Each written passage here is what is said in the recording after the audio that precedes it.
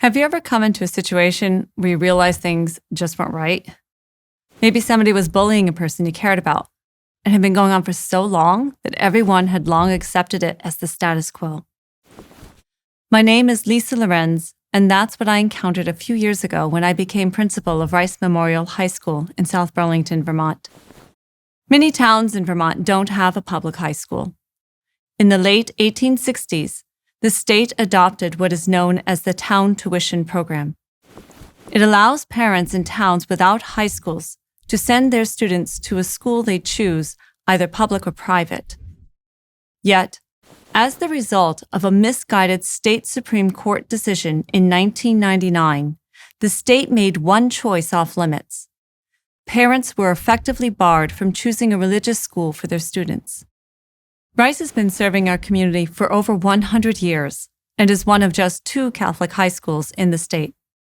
Our student body consists of 400 students from a massive range of counties and towns. Some students even travel over an hour each way to get here. Not every student who comes to Rice is from a Catholic background. In fact, about a third of our students aren't Catholic. We welcome all of our students from all backgrounds, faith-based or not. Even if they don't have a Catholic or Christian foundation, these students still appreciate the spiritual aspects of their day-in, day-out experience. As practicing Catholics, we are known for our community service and the impact we have on those around us. That includes countless hours of service at homeless shelters, food pantries, Catholic charities, and so many more charitable actions that our students do throughout the state. We've even had the governor write us to thank us for the stellar example of citizenship that our students have exhibited. Many generations of families have grown up in our halls and have deep roots within the community itself. Families tell their children when they're really little, "You're going to Rice," and the children are really excited for that day. Unfortunately, for over 21 years, many families were denied the opportunity to send their children to Rice. That wasn't just an inconvenience or a disappointment.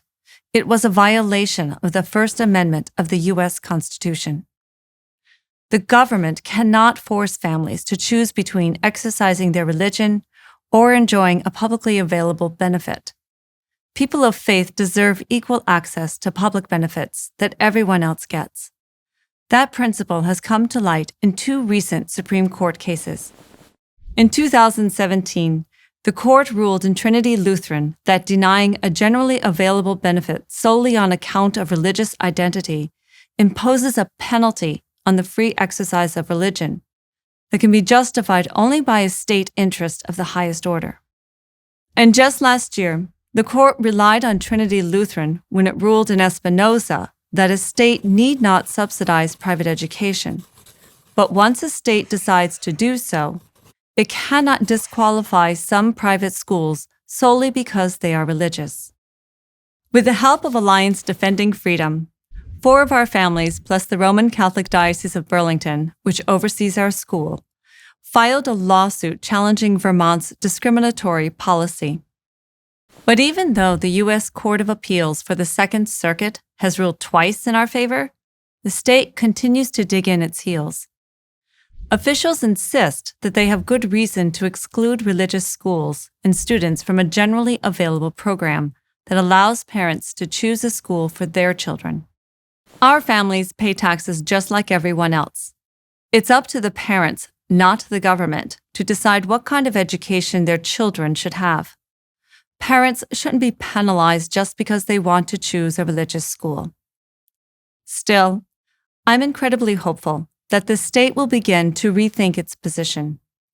Too many times, lawmakers fail to stop and inquire as to the logic and reasoning behind policies like this. That's understandable, but they still have a chance to change their mind and fall in line with what the Constitution requires. Follow our case at adflegal.org and find more videos like this at adflegal.org/Freedom Matters. You can also subscribe to ADF on YouTube and follow them on Facebook.